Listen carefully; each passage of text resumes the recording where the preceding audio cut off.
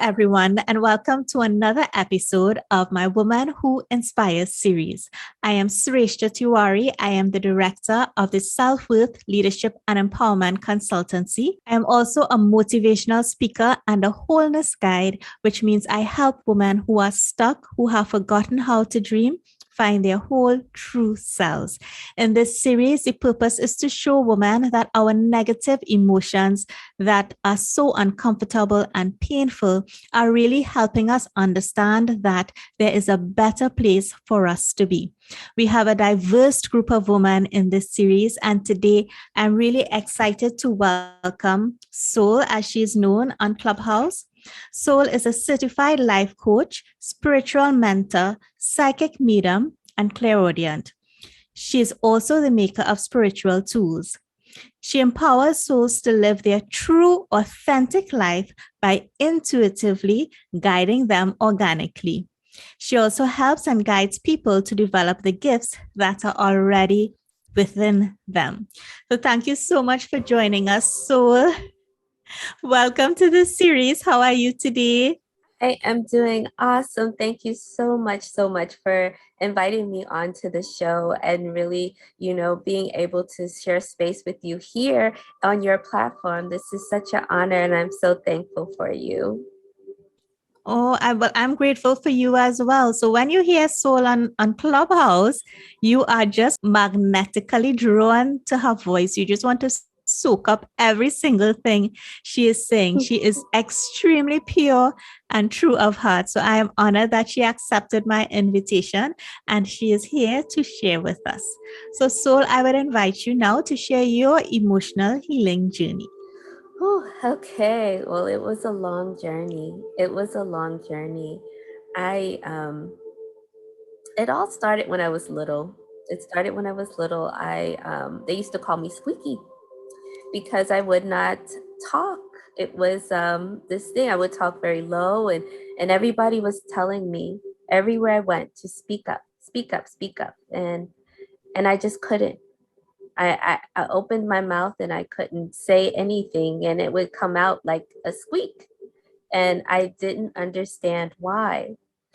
And I was I had a lot of anxiety as a young child growing up because of the background that I came from. I came from my mom had anxiety, so then therefore the kids have anxiety, right? And we're like, how in the world does a 3-year-old have anxiety? But I did. I remember being in panic mode a lot of times with my mom and going through that journey. So that caused me to really just close down a lot. Yeah. So I was in this world growing up with abuse, and then I got raped. I didn't tell anybody because I was afraid to speak up. Then I was in a relationship that was mentally abusive. I was afraid to speak up. I was also in the church, so on the outside, everything looked wonderful. Everything looked happy, everything looked great, but inside, I couldn't even speak, and I used to hate my voice. I used to think my voice was terrible.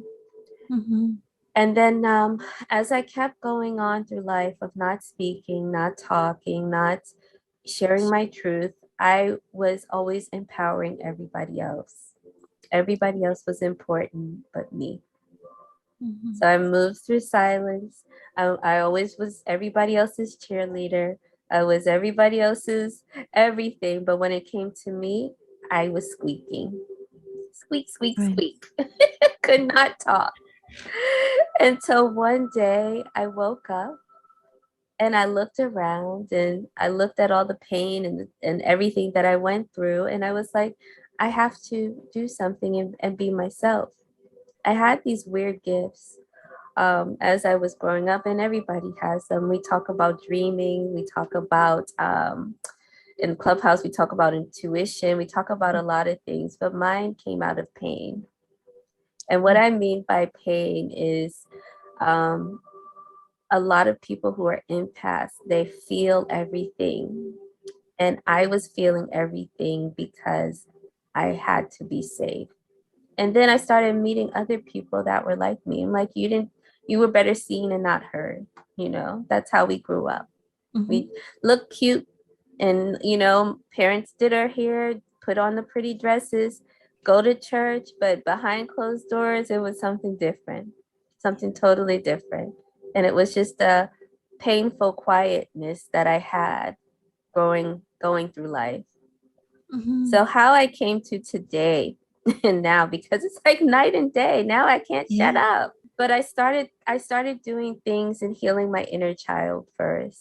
I didn't speak up for myself when things happened. And that's when I had the rape. And I didn't speak up. I was afraid to even tell anybody about the rape because I had a fear of, oh my gosh, am I going to get in trouble because somebody hurt me? But it should have been the opposite, of somebody protecting you.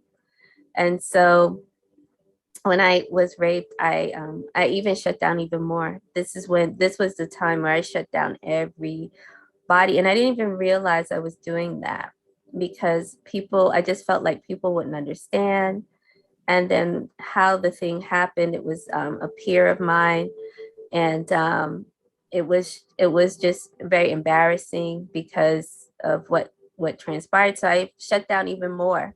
So even going through junior high and high school, I kind of cocooned myself in a way where I only had like one or two friends, and then I worked and I came home, and that was it. That was my routine. And so now that I'm looking back and I'm talking to you, I'm like, wow, I really did shut down so much.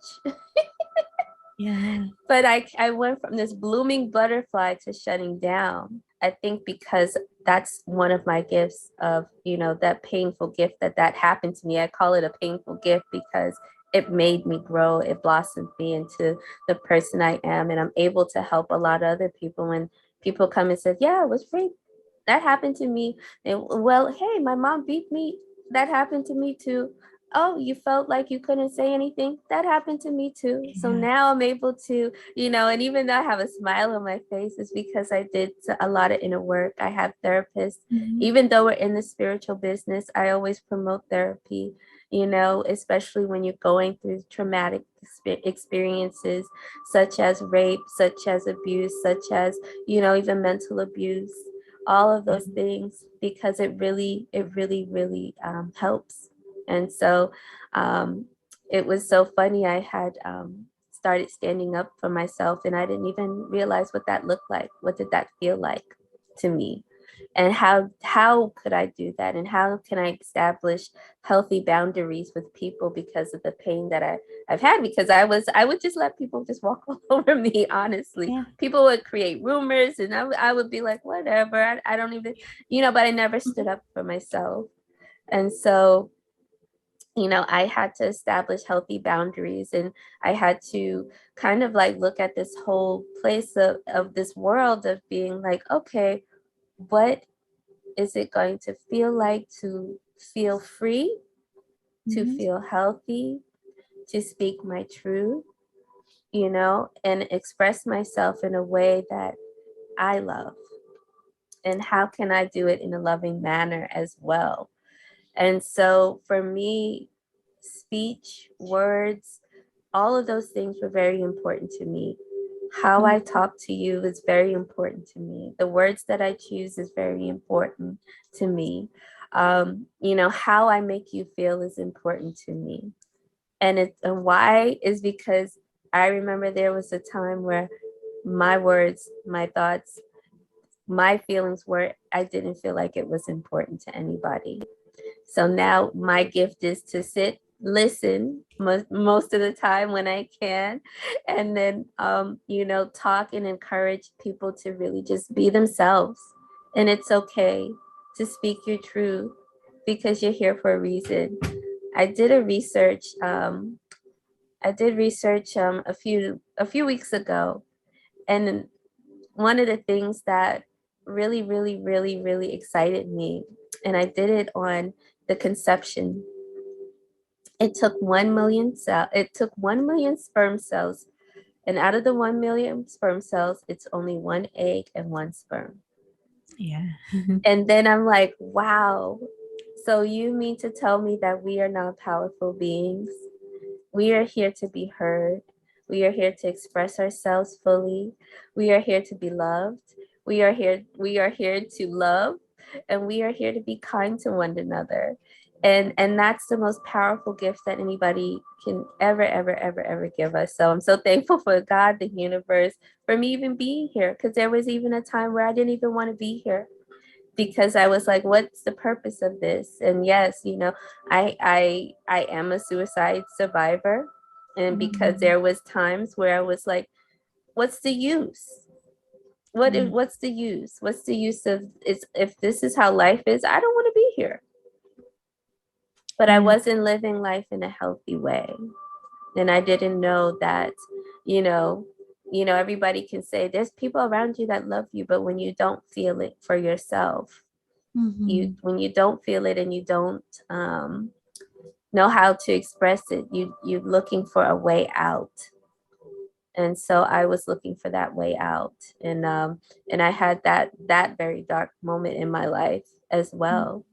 And I'm so thankful that I had the experience.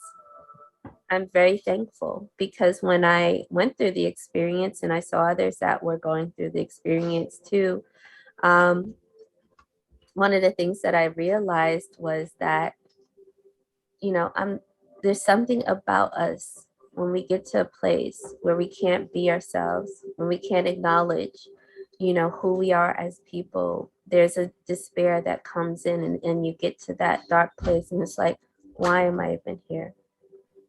But Mhm. it's like when you realize that you are here for a spectacular ride and experience of life, you start to look at life very differently, very abundantly.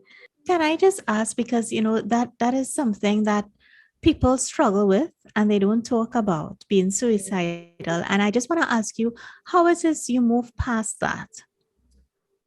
Okay, so that happened when I was about 16. Mm-hmm. And so what happened is I had a very bad breakup. And I thought the guy that I with, and we're 16, we're kids, it was like undying love, like, oh my God, my heart is broken and shattered. And then I was going through, feeling like nobody really even noticed me at home, or things like that. I was going through that too as well. Like, who cares? And so how I winded up moving past that, I was in the hospital, because when they put you on suicide watch and they put you in the hospital. And so I was in the hospital for a week, and I looked around at everybody. It was the best experience I had. And when you're in the psych ward and you're a teenager, you're in there with adults.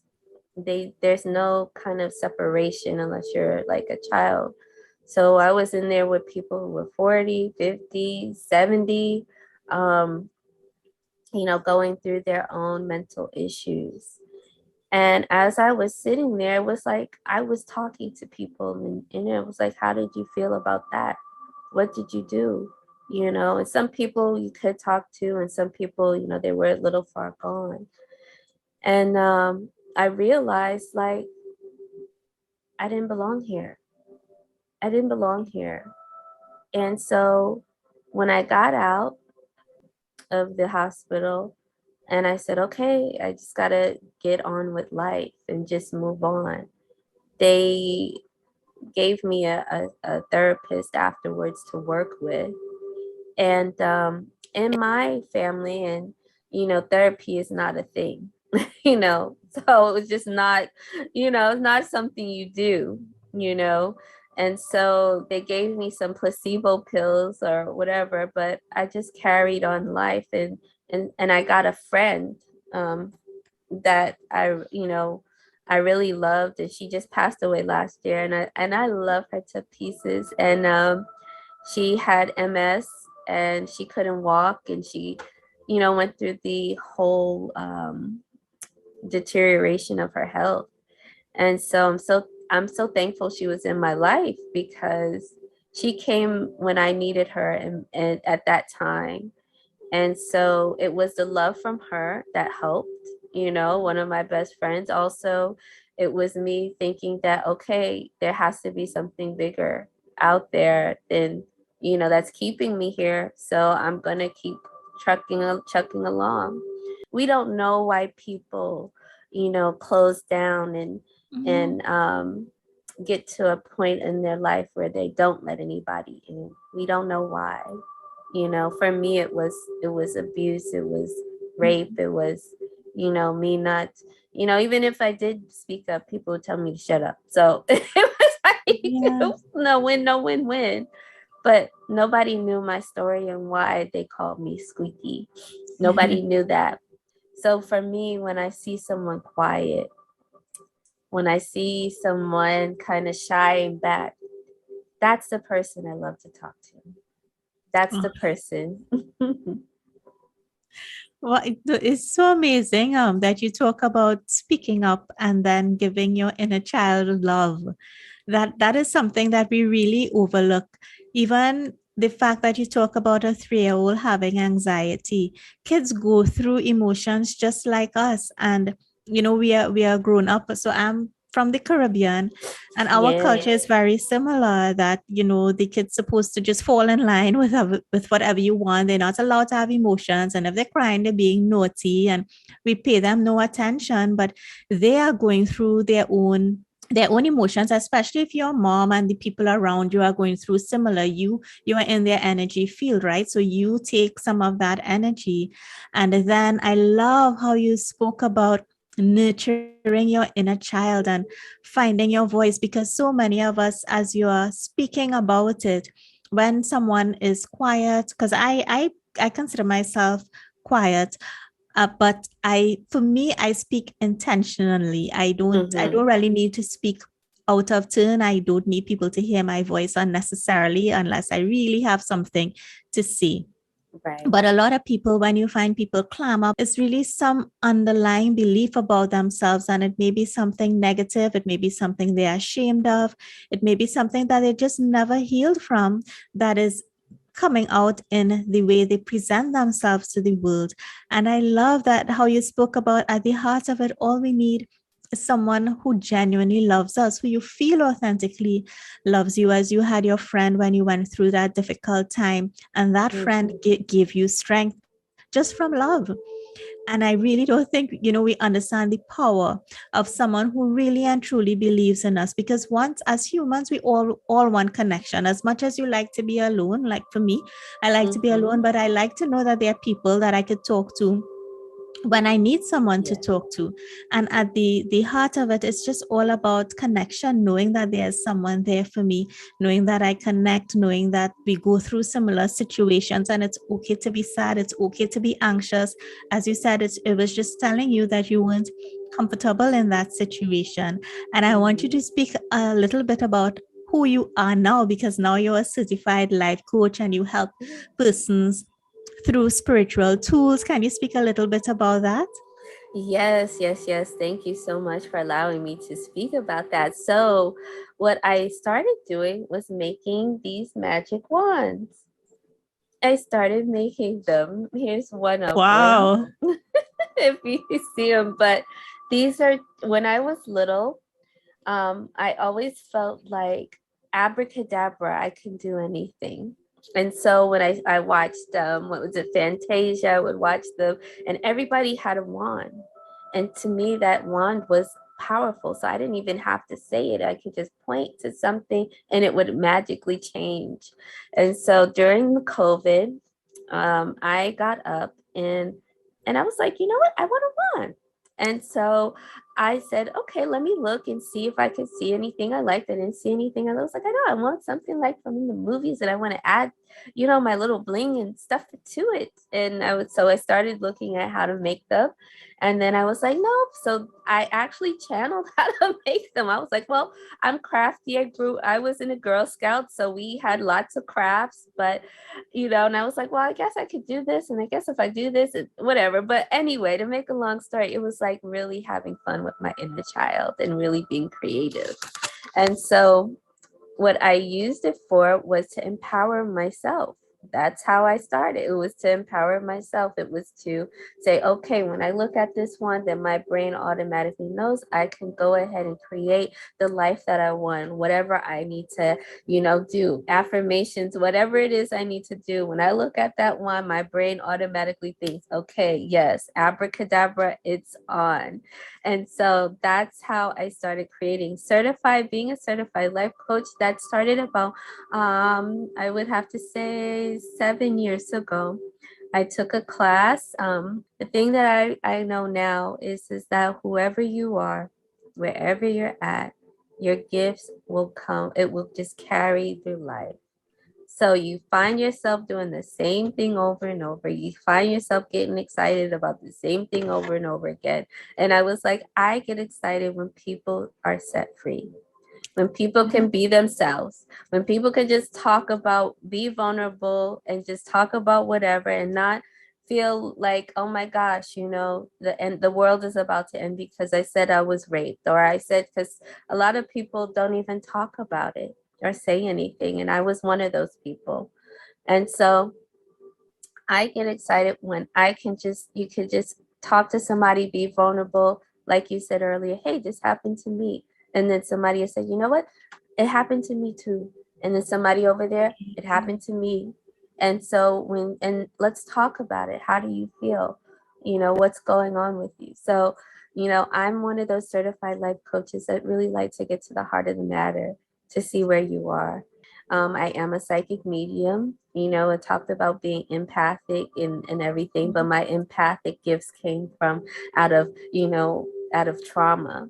And some people don't get them out of trauma. Some people just naturally have a mind was trauma. Being that anxious kid and making sure the people around me are safe, making sure my environment is safe, that came out of that. But it was a beautiful gift that, I developed out of that. And so what I do is I help people to, help to develop their intuition, their, just their environment. How do they feel in their environment? Things to that nature. So those are things that I help do. I also do psychic medium work, but most of the time you'll find me on the teaching side of it. Yes, that is wow. You are such an amazing person. I mean, your life journey and the work that you are doing now and helping people develop their intuition, because this, as you said, is something we are all born with, but somewhere between the programming and how we grow up, we just completely forget about it. Yes. And I just find your story is so amazing about not being able to speak. And as I said, when you all hear her now on Clubhouse, you would just want to listen to her for the whole entire time. So thank you so much, Sol, for sharing your story, for being brave and courageous to be vulnerable, which is such a difficult thing for us women. But you are such an inspiration, and you will inspire other women to be okay with the fact that things were not okay, and to know it was not their fault, and to not feel shame in respect of something that they didn't have control over, and to know that they can definitely heal from whatever trauma they go through and become this beautiful being as you are. And before we close, I just want to ask you one more thing. Is there anything you would tell your younger self, that anxious 3-year-old? Is there anything you would tell that younger self? I love you, and it's going to be okay. Right. That's what I would say. And I would just hug them. It's going to be okay. Yeah. Thank you.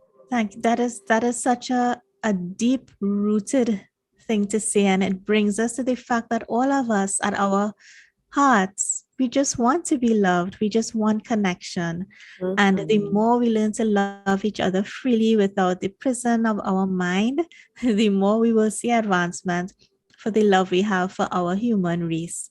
So thank you so much again, Sol. You are such a powerful, inspirational person. I'm immensely grateful that you came and you shared your story. And to my audience, I hope you enjoyed watching. I will have all of Sol's information in the description box below. If you would like to contact her, please feel free to reach out to her. This is Sreshtha Tewari for the Woman Who Inspires series. Have a great time, ladies. Bye.